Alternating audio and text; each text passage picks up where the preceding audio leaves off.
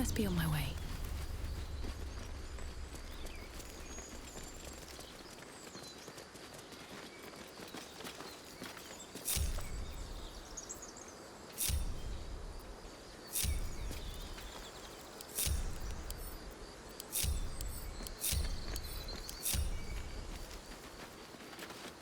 Trust no one. What am I to do? No time to rest.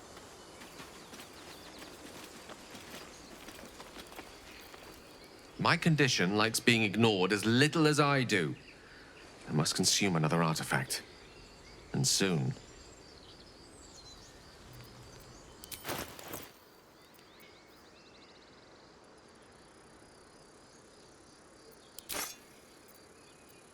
Thank you.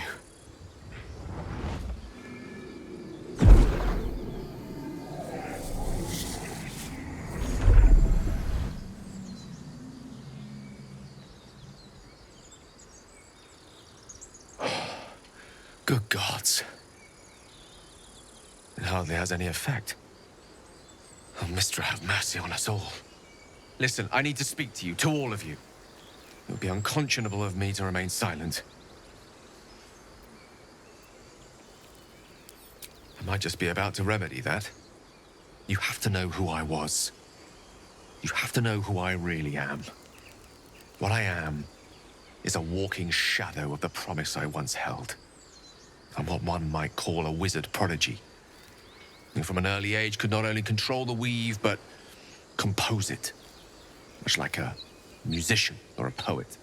Such was my skill that it earned me the attention of the mother of magic herself, the Lady of Mysteries, the goddess Mistra. She revealed herself to me and she became my teacher. In time, she became my muse, and later even my lover. Oh, yes. We enjoyed each other's company. Body, mind, and soul. But even so, I desired more. You see, no matter how powerful a wizard we mortals can become, we never scratch more than the surface of the weave. Mistra keeps us in check. There are boundaries she doesn't let us cross. Yet, every time I was with her, I stood on the precipice, gazing into the wonders that lay beyond. I sought to cross her boundaries.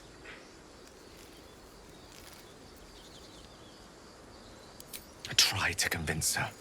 I pouted. I pleaded. Swore my ambition was only to serve her better. She only smiled and told me to be contented.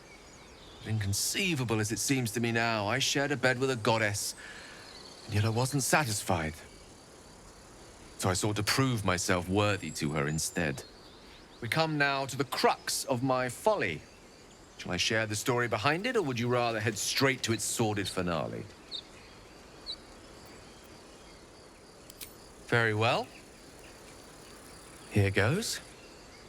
Once upon a very long time ago, a mighty lord lived in a tower. A flying tower, to be precise.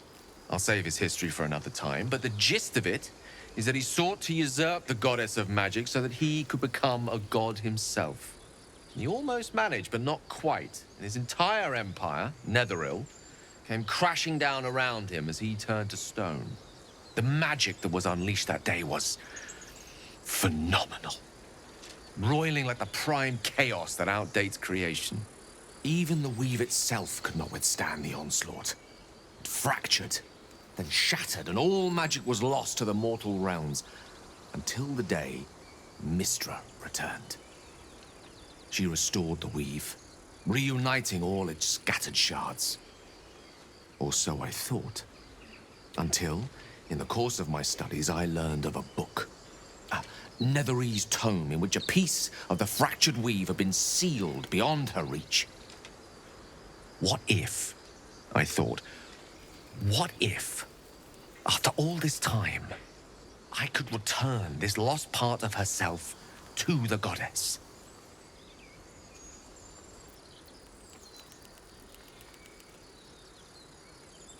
The answer was to try. The outcome was to fail. I was certain that this deed of raw power, draped in romance, would convince Mistra to take me by the hand and welcome me into her hitherto forbidden domains. I was mistaken. I obtained the fabled book and took it into my study. As for what happened next... Here.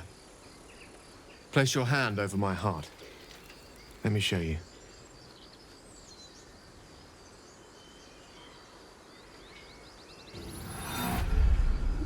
You feel the tadpole quiver as you realize Gale is letting you into the dark. You see through Gale's eyes, staring down the corridors of a dread memory. A book burned and suddenly opened. Inside there are no pages, only a swirling mass of blackest weave that pounces. Its teeth, its claws, it's unstoppable as it digs through and becomes part of you. And gods, is it ever hungry. What is it? What do you see?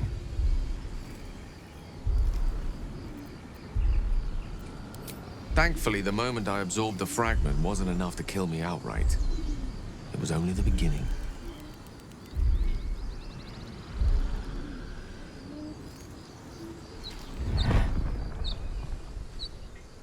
This Netherese blight, this orb, for lack of a better word, is balled up inside my chest. And it needs to be fed. As long as I absorb traces of the weave from potent enough sources, it remains quiet. Were it ever to fully destabilize, however.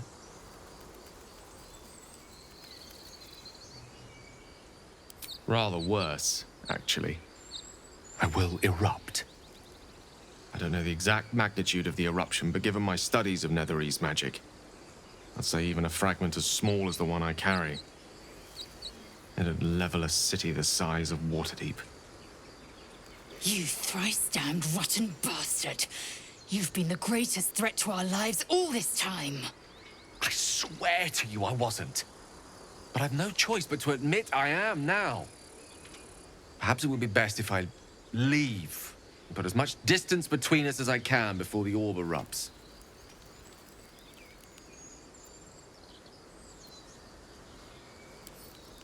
We might chance upon a king's collection of magical artifacts around the corner. We might cross paths with a miracle round the bend. Then again, we might not. All of this, it must feel like a betrayal. Say the word, and we'll part ways.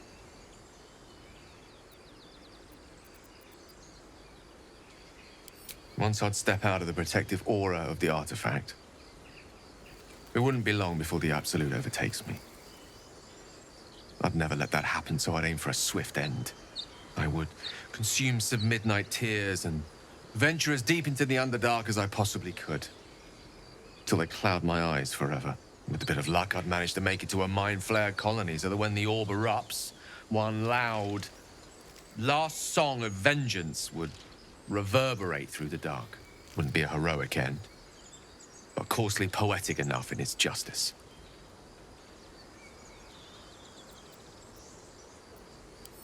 You'd have us debate that Netherese Jack-in-the-Box should be a blip on the horizon by now. I agree. Let us be rid of this menace. I'm in two minds. And frankly, don't care a great deal. Either decision is fine by me. Gale's one of us, and we should stand by his side. Absolutely. We're all risky in our own ways. We stick together anyway, right?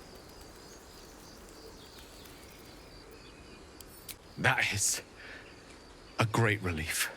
Oh, a great relief indeed. You truly are a soul that steals my own. From all my new rallied heart, I thank you. I thank you all. I understand if you stand against me. I'm humbled if you stand with me. Either way, I will do my best not to let you down. I stand at a precipice, but if you do not give up hope, neither shall I. I'll fight. I'll resist as long as I can. Now, even I am tired of the sound of my own voice. Let us venture forth.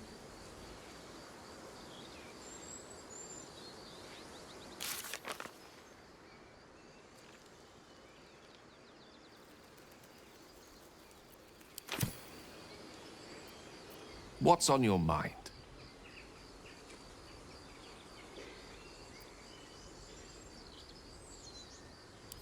Ah, yes. Karsus. Karsus was perhaps the most powerful wizard that ever lived. The child who would be a god, the elves called him. And he tried. With a spell of his own devising, he endeavored to usurp in one fell swoop the power of the goddess of magic. Mistral, she was called then. Imagine what it must have felt like to be a god. To know yourself, to be untouchable. To be mistaken. As Karsus aimed his spell at her, she began to unravel. And with her, the entire weave. Too late did he realize what he had unleashed. It would have been the end of everything had not Mistral sacrificed herself. The goddess of magic is all magic. By dying, the entire weave was lost, and the spell that challenged a god failed. It was the end of Mistral. The end of Karsus and the end of an entire civilization. As the child who would be a god was turned to stone, his empire came crashing down around him. The floating cities of Netheril were no more.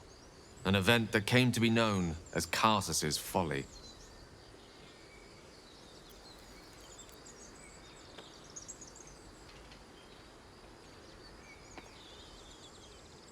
For a spell, Mistral was reborn as Mistra.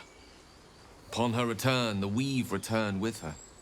Now, so many centuries later, I try to follow in the footsteps of Karsus. Not to destroy Mistra, but to prove my love for her. I tried to control only a fraction of the magic that was unleashed that fateful day. I merely sought to return one tiny diamond to an imperfect crown. Gale's folly, one might call it. History, repetition. It's the way things go.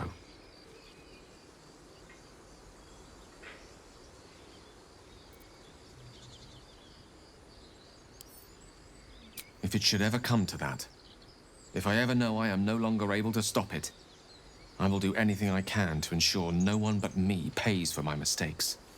I will find the remotest place on the surface of Faerun, or perhaps far below in the depths of the Underdark.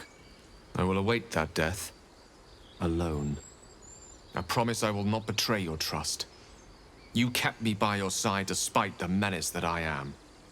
If worst comes to worst, I will be long gone before the curtain falls.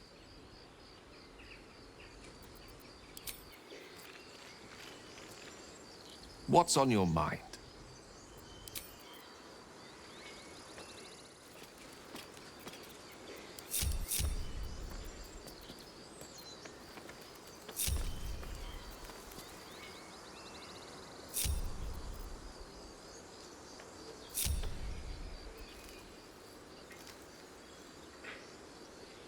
Speak.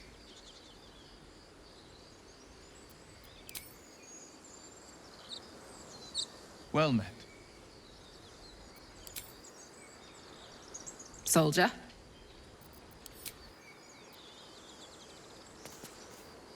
Sir Gale's been walking around this whole time with some sort of magic bomb in his chest. I'm not normally one to begrudge someone their secrets, but that's something I should know.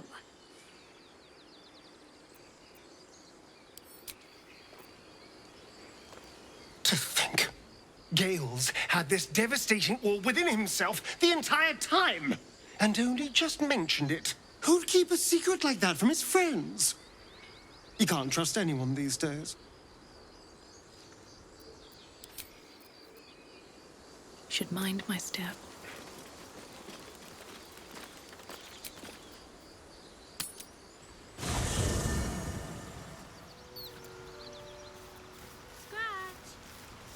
Because you like to scratch behind the ear?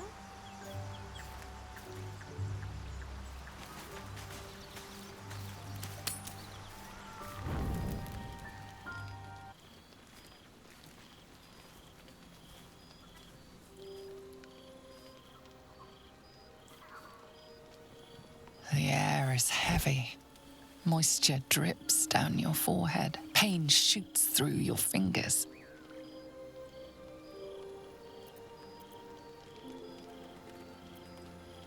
The world swims as you close, then reopen your eyes. How long have you been waiting here? A moment, a night, a 10-day?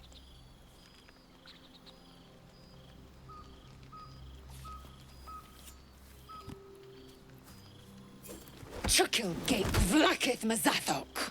Can you feel it crawling through you? Tendrils squirming in your chest, gripping your heart, piercing your belly. Your bones popping, your flesh swelling. I can. I see it in you. I feel it in me. We are lost. I will be quick with my blade. First you, then the others, then myself. Your minds intertwine. You sense a touch of uncertainty, a touch of disgust.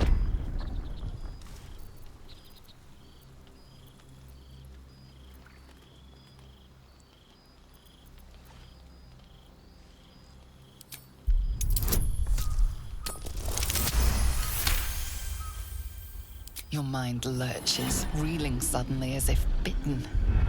Lae'zel's fear grips you. Not fear of death, but fear of insignificance. The great warrior Lae'zel, a failure to her kind. She will wield no silver sword, ride no red dragon. Forever unknown to the great Lich Queen Vlakith.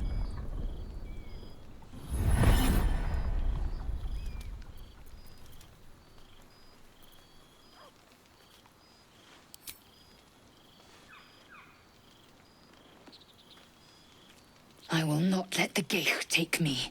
I will earn Vlakith's honor. I will wait. But know this, I am watching. If the sickness does not pass come dawn, I will end us all.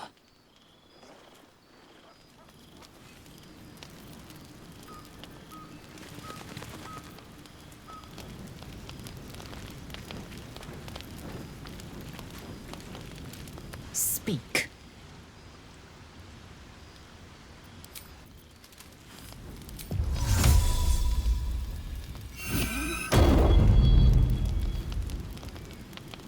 Better not be cursed.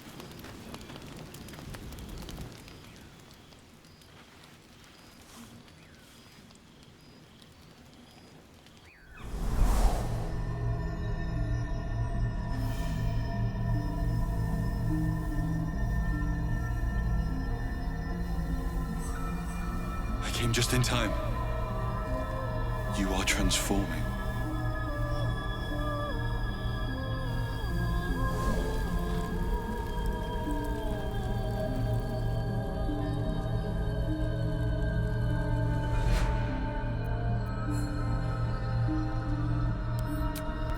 Yes, you have. I saved you before.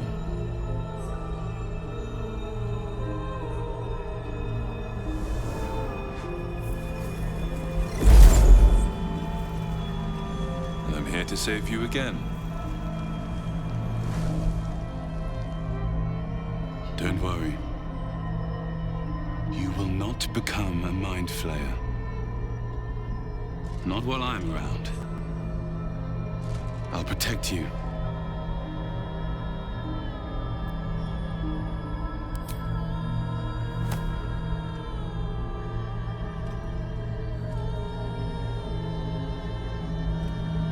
We haven't much time, so listen closely. There is great potential within you. It comes from that parasite. Your instinct is to resist the power it gives, but you must accept it. Nurture it. I will keep it from consuming you. But for the sake of both of us, you must learn to wield it.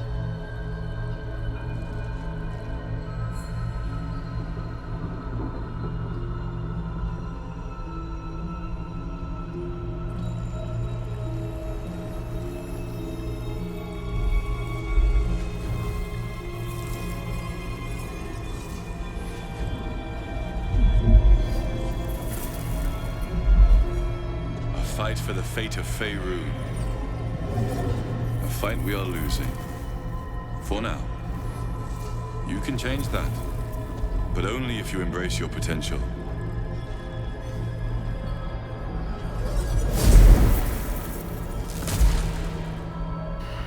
I have to go. The enemy is closing in. I will be back.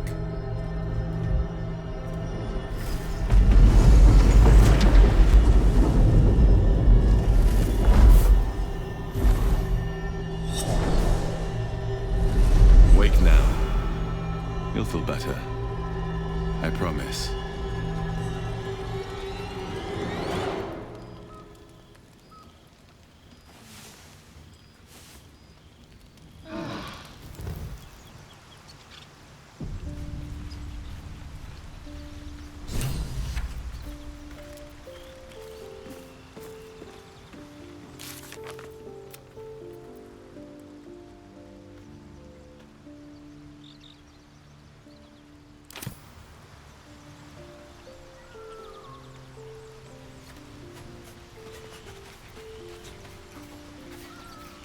Glick. I had a dream. As we all did, I suspect. Someone came to me and promised to protect me, while claiming that the parasite could empower me. The parasite has taken root, it would seem. Every word, every promise, it is gate deception.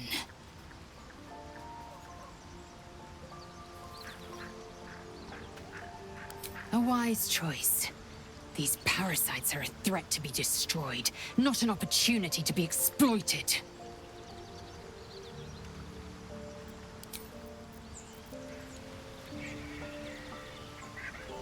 Speak. It is done.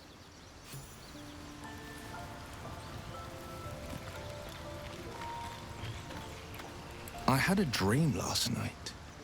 A vivid one. And so did you, judging from the way my tadpole is tingling. Someone came to me and promised to protect me while claiming that the parasite could empower me. Tempting as these powers sound, we should recognize this dream for what it is, the tadpole's little trick. No good ever came from trusting honey-tongued strangers conjured up by illithid worms.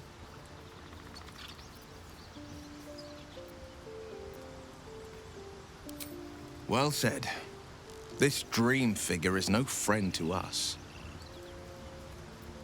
That's the spirit.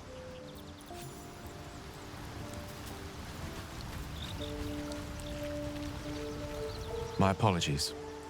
Not quite myself just yet. I had the strangest dream last night. A visitor came to me. A vision of unparalleled beauty and power. She told me she was watching over me, protecting me, and that our tadpoles could prove beneficial if we embrace what powers they have to offer. An uncanny apparition. Not entirely sure what to make of it.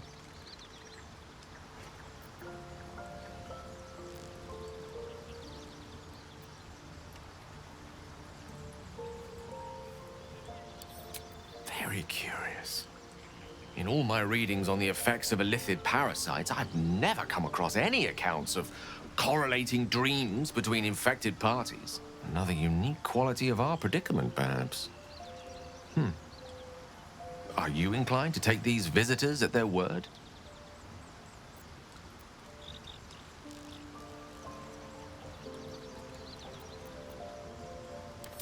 Nothing wrong with maintaining a healthy suspicion in such matters. Still, it might be wiser to keep an open mind on the matter. Our visitors' promises of aid might yet bear valuable fruit.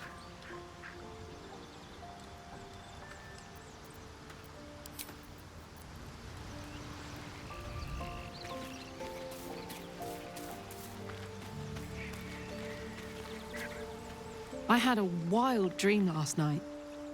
This beautiful entity came to me, promised to protect me, told me the parasite in our heads could give us power.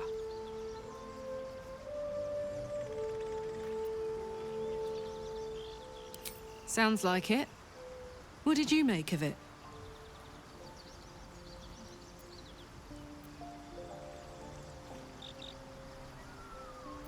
Damn right. Things like a splinter. We just need to find a way to squeeze it out. Fuck yes.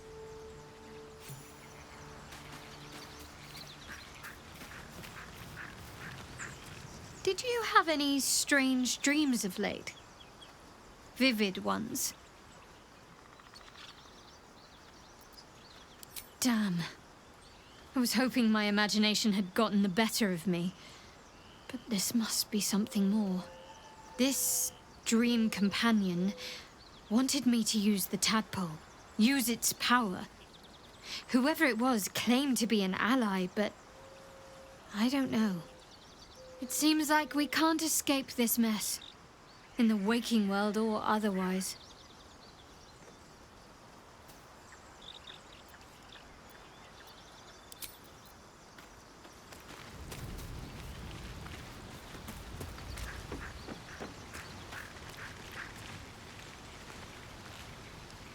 I had the strangest dream last night. There was a visitor promising me protection and all sorts of delicious powers from the parasites in our heads. Given our shared affliction, I suppose you had a similar dream. Excellent. Now we can see what these tadpoles can do for us.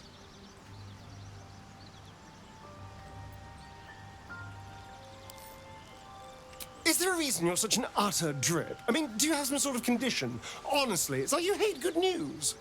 Did you actually want something, or are you just here to spoil my fun?